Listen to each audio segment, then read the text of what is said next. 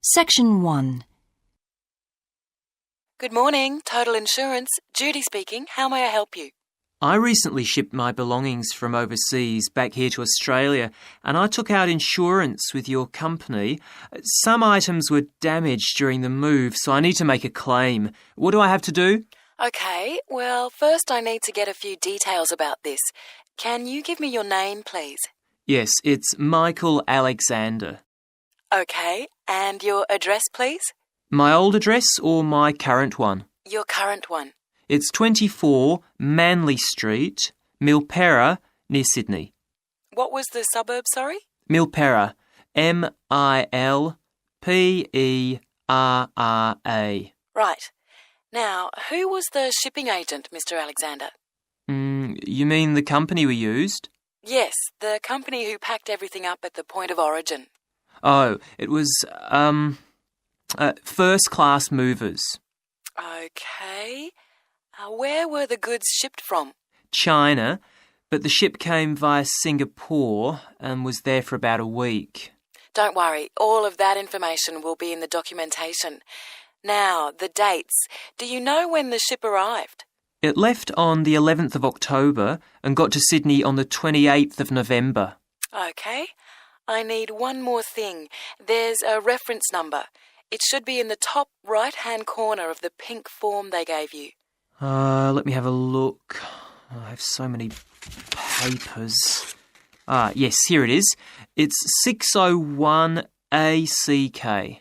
Thanks. I need to take down a few details of the actual damage over the phone before you put in a full report. Can you tell me how many items were damaged and what the damage was? Yes, well, 4 things actually. I'll start with the big things. My TV, first of all. It's a large one, very expensive. Insurance doesn't cover electrical problems. It isn't an electrical problem. The screen has a huge crack in it, so it's unusable. I see. Any idea of the price to repair it? No. Well, I don't think it can be repaired. It will need a new one. Okay, I'll make a note of that and we'll see what we can do. Now, what was the second item? The cabinet from the bathroom was damaged as well. It's a lovely cabinet. We use it to keep our towels in. And what is the extent of the damage? Well, the back and the sides seem okay, but the door has a huge hole in it. It can't be repaired. I'm really not very happy about it. And how much do you think it will cost to replace it? Well, when I bought it last year, I paid $125 for it. But the one I've seen here in Sydney is a bit more expensive. It's $140. Right. And what was the third item? My dining room table. It's a lovely table from Indonesia. It must have been very hot inside the container because one leg has completely split down the middle. The top and the other 3 look okay, thank goodness. Any idea of the price to repair it? Well, I had an estimate done on this actually because it is a very special table to us. They quoted us $200, which is really pricey, so I hope the insurance will cover the total cost. I'm sure that will be fine. What was the last item, Mr. Alexander? Well, we have a lovely set of china plates and dishes, with matching cups, saucers, the lot. They were all in the one box, which must have got dropped because some plates were broken. 6, actually. And can you tell me the replacement value of these? Well, it's hard to say because they were part of a set, but they can be up to $10 each as it's such a good set. Okay, so that would be around $60 altogether. Yes, that's right. And is that all of the items? Yes. So, what do I have to do now? Section 2. Welcome to Greenvale Agricultural Park. As you know, we've only been open a week, so you're amongst our first visitors. We have lots of fascinating indoor and outdoor exhibits on our huge complex, spreading hundreds of hectares. Our remit is to give educational opportunities to the wider public, as well as to offer research sites for a wide variety of agriculturists and other scientists. Let's start by seeing what there is to do. As you can see here on our giant wall plan, we are now situated in the reception block here. As you walk out of the main door into the park, there's a path you can follow. If you follow this route, you'll immediately come into the rare breeds section, where we keep a wide variety of animals, which I shall be telling you a little more about later. Next to this, moving east, is the large grazing area for the rare breeds. Then further east, in the largest section of our park, is the forest area. South of the grazing area, and in fact just next to the reception block, is our experimental crop area. In the middle of the park, this circular area, is our lake. These two small rectangular shapes here are the fish farms where we rear fish for sale. To the east of those is the marsh area, which attracts a great many migrant birds. In the southeastern corner, beyond the marsh, is our market garden area, growing vegetables and flowers. All these areas can be visited by the general public for almost all the year. Although, please take note of the large signs at the entrance to each area, which tell you when certain areas are being used for particular controlled experiments and are therefore temporarily out of bounds to the public. You can see for yourself what a huge area the park covers, and a key question is always, how can we move around? Well, you have a choice of means, all environmentally friendly. Cars are banned in the park.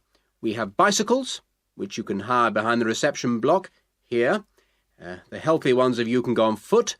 And finally, there's our electric tram, powered from solar cells. You find more information about this at the front entrance.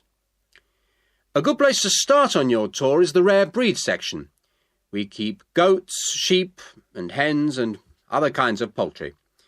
We're also thinking of bringing in cows and horses, but we do not as yet have facilities for these bigger animals.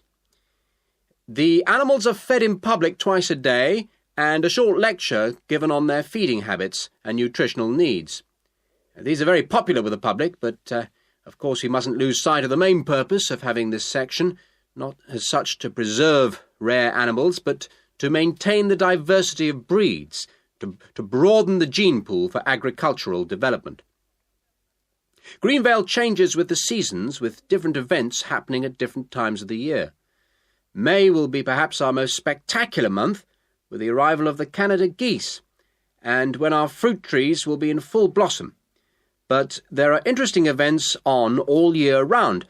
For example, John Havers, our expert fly fisherman, is currently giving displays on the lake. Each of the sections has its own seasonal calendar, and please consult the summary board at the main entrance. And the final section, as we return to the reception blocks, is the orchard.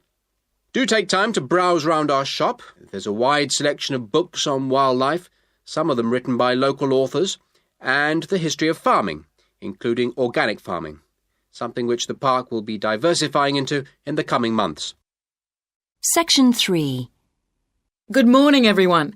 In today's seminar, Grant Freeman, a biologist who specialises in identifying insects and who works for the Australian Quarantine Service, has come to talk to us about his current research work. Right, well, over to you, Grant. Good morning, everyone. I'm sure that you know that the Quarantine Service regulates all food brought into Australia. Well, obviously they want to protect Australia from diseases that might come in with imported goods, but they also want to prevent insect pests from being introduced into the country, and that's where I have a part to play. Anyway, my current research involves trying to find a particular type of bee, the Asian honeybee, and finding out whether there are any of them around in various states of Australia. We discovered a few of them in Queensland once and eradicated them. Now we're pretty keen to make sure that there aren't any more getting in, particularly to New South Wales and other states. What's wrong with Asian honeybees? Are they so different from Australian bees? Well, in fact, they look almost the same, but they are infested with mites, microscopic creatures which live on them, and which can seriously damage our own homegrown bees, or could even wipe them out. Well, what would happen if Australian bees died out? Well, the honey from Australian bees is of excellent quality, much better than the stuff the Asian bees produce. In fact, Australia exports native queen bees to a large number of countries because of this.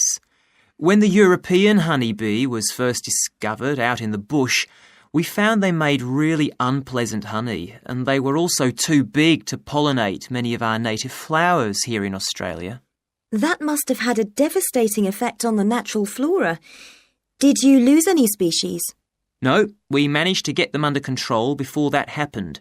But if Asian bees got in, there could be other consequences.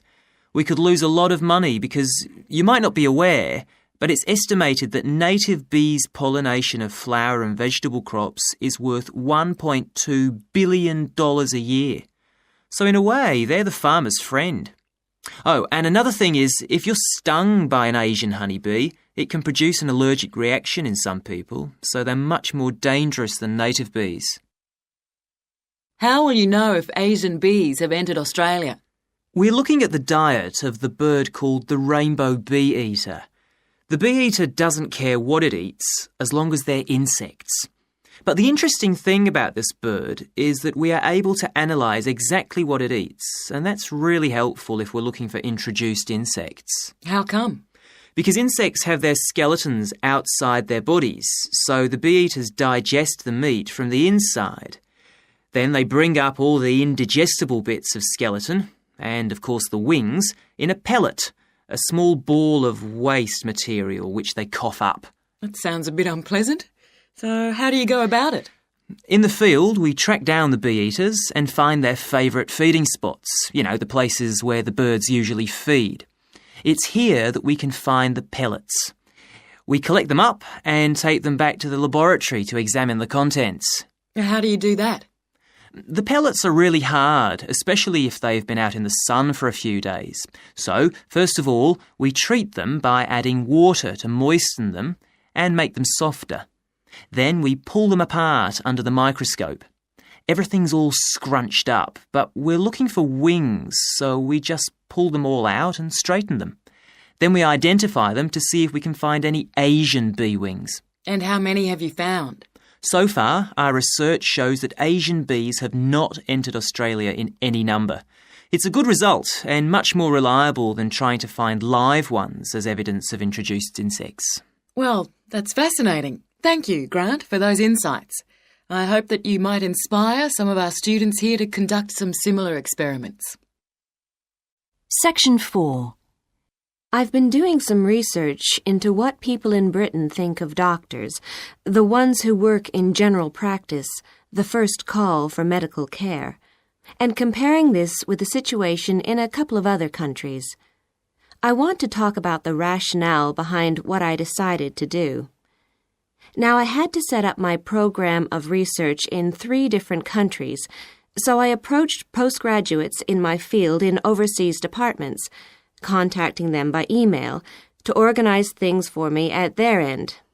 I thought I would have trouble recruiting help, but in fact, everyone was very willing, and sometimes their tutors got involved too. I had to give my helpers clear instructions about what kind of sample population I wanted them to use. I decided that people under 18 should be excluded because most of them are students or looking for their first job. And also I decided at this stage just to focus on men who were in employment and set up something for people who didn't have jobs and for employed women later on as a separate investigation. I specifically wanted to do a questionnaire and interviews with a focus group. With the questionnaire, rather than limiting it to one specific point, I wanted to include as much variety as possible. I know questionnaires are a very controlled way to do things, but I thought I could do taped interviews later on to counteract the effects of this. And the focus group may also prove useful in future by targeting subjects I can easily return to, as the participants tend to be more involved. So I'm just collating the results now. At the moment, it looks as if in the UK, despite the fact that newspapers continually report that people are unhappy with medical care, in fact, it is mainly the 3rd level of care, which takes place in hospitals, that they are worried about. Government reforms have been proposed at all levels, and although their success is not guaranteed, long-term hospital care is in fact probably less of an issue than the media would have us believe. However, I've still got quite a bit of data to look at. Certainly, I will need to do more far-reaching research than I had anticipated in order to establish if people want extra medical staff invested in the community, or if they want care to revert to fewer but larger key medical units. The solution may well be something that can be easily implemented by those responsible in local government, with central government support, of course. This first stage has proved very valuable, though. I was surprised by how willing most of the subjects were to get involved in the project. I had expected some unwillingness to answer questions honestly, but I was taken aback and rather concerned that something I thought I'd set up very well didn't necessarily seem that way to everyone in my own department. I thought you might also be interested in some of the problems I encountered in collecting my data. There were odd cases that threw me. One of the subjects, who I had approached while he was out shopping in town, decided to pull out when it came to the second round. It was a shame, as it was someone who I would like to have interviewed more closely. And one of the first-year students I interviewed wanted reassurance that no names would be traceable from the answers. I was so surprised, because they think nothing of telling you about themselves and their opinions in seminar groups. Then one of the people that I worked with got a bit funny. The questions were quite personal, and one minute he said he'd do it, then the next day he wouldn't. And in the end, he did do it. It's hard not to get angry in that situation, but I tried to keep focused on the overall picture in order to stay calm. The most bizarre case was a telephone interview I did with a teacher at a university in France. He answered all my questions in great detail, but then when I asked how much access he had to dangerous substances, he wouldn't tell me exactly what his work involved. It was a real eye-opener.